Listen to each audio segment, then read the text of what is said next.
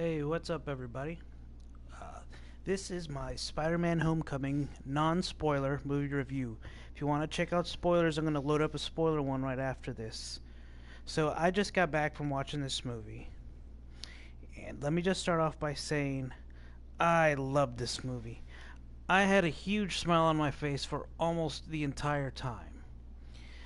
I did have, I don't know what it is, maybe it's a Florida thing or there's this idiot right next to me that I swear they were like this 5'1", way overweight teenager who just kept on with their phone over and over and over and over and over and over and over and over and over. I'm like, what? How narcissistic can you be? Do you think you're that important? This loser acts like there's some neurosurgeon that needs to go into surgery immediately or someone's gonna die. What are they discussing that's so important? Why don't they just leave?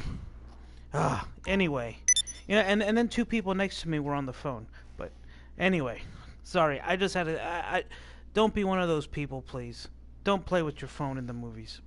You're being a jackass if you do that. Okay, Spider-Man: Homecoming. I love this movie. This movie is directed by a guy named John Watts, who I had no idea who this guy was. I looked him up. He did this movie called Clown, which I was close to seeing. It came out about 2 or 3 years ago. And I was close to seeing Clown because it got good reviews from some horror critics that I like. But I heard that there's a lot of like children being murdered in that movie, so I didn't go see it. So this is my first John Watts movie, and he did a great job. However, I do think it kind of appeared as though Marvel uh, kind of he was more just like being a soldier following orders, saying direct the movie. This is what you're gonna do. This is how you're gonna direct it. We just need somebody to go do that. And I think it's a good opportunity for him to have this movie under his belt because the movie was. I thought it was fantastic. I really loved this movie. Um, Man, and so a little about me. Spider-Man, growing up, he was my favorite superhero. It wasn't until I was about in my late uh, maybe my middle to early 20s where Captain America sort of started becoming more my favorite superhero. Um, Before that, it was definitely Spider-Man growing up because he was a kid like me. He had problems like me. He was so relatable, and he was funny. I just I I love Spider-Man. So non spoilers. So Tom Holland as Peter Parker and Spider Man was fantastic. This story was I you know what? The story was great. They really made him feel like he's a kid in high school. He felt that they did a good job of portraying that of getting that from the comic book, that feel of like, yeah, he's a kid. He's got problems. He's got a dance to go to. He's got a girl that he likes. He's got a parent or guardian, whatever, that worries about him. He's got kid problems. And the villain. This is one of the better villains that the Marvel universe has had. And I was kind of wondering, even joking, like, how's this gonna be like a creepy old guy with a teenager? Like, what is he, like the janitor at the school that wants to like molest him or something? Like I don't get it. Like what But it worked out really well. Michael Keaton, he was so good. He was good as the Vulture. I liked him as the Vulture. His They got into his backstory, why he became the Vulture, where he's coming from. Um, yeah, I was on board with the Vulture and everything that he did. And at one point in the movie, something happens where this that I did not see it coming, and the stakes go up when this happens, and it's like, oh my god, like what's gonna happen. Um, and there are some fantastic tie-ins into the Marvel Cinematic Universe. Um, yeah, that's a lot.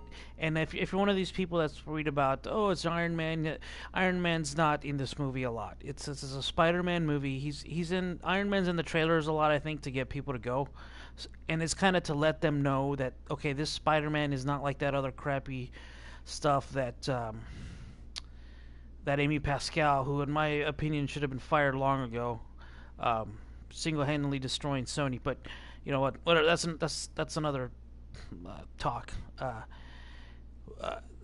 this is it's in the MCU. You feel it. It's got MCU all over it from start to finish. Um, I stayed away from the trailers. Um, I've kind of like over the past, I'd say ever since Force Awakens, where I watched so many trailers that I had pretty much figured out the entire plot of the movie when that movie came out, minus one or two key things that I had speculated about, one of which I was wrong on, one I was right on, one I still don't know. Um, Ever since then, I was like, you know what? I'm not gonna do this to myself. I'm not gonna keep watching trailers. So I don't know what the later trailers gave away. I didn't watch them. So I was pleasantly surprised with a lot of things in this movie, and I would say definitely go see this movie. Um, Go see this movie as soon as you can. I feel like I might have be giving it. I don't want the bad experience of the people that were around me in the theater. You know, it was kind of ruining my experience. I really felt like yelling at the person. I don't know why. I don't know, man. Maybe I should have yelled at him. I don't know. It was a stupid teenager with their stupid friends there. I don't know. Anyway, um, is this the best Spider-Man movie? No, I don't think so. I don't think it's better than Spider-Man 2. Is it better than both of the Amazing Spider-Man? Yes, it's better than both of those. Is it better than Spider-Man 3? Yes. Is it better than Spider-Man 1? I put it around on the same. I'd really have to think about it. I would really have to think about it in the sense of is it on the level of Spider-Man 1, but I'd say it's in that ballpark. But I still think Spider-Man 2 is the best with Tobey Maguire, where he fights Doc Ock. But this one's right up there. It's in the top three. If not, it's number two. Um, uh, I'm gonna go and do my spoiler review. But before I go, um, I'm gonna give it my score. So on the Commander Star Strider scale, um, let me think about this. I just watched it, so I really want to think about it a little bit. I don't want to get caught up in the moment.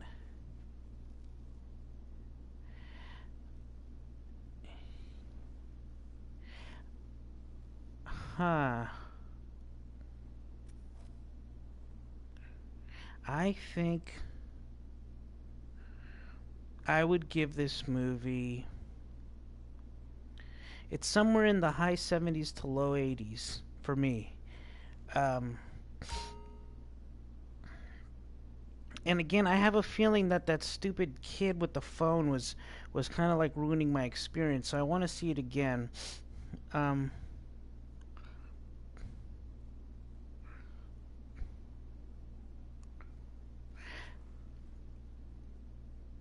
I think that this movie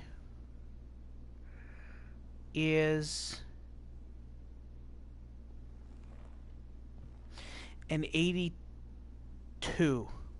I was going to say 79. 79, 82.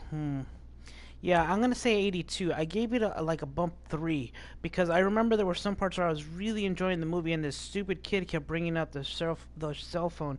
It's one of the reasons I didn't enjoy Life of Pi. It was a different. It wasn't a cell phone. It was just parents being terrible parents in that movie that I think ruined it for everybody.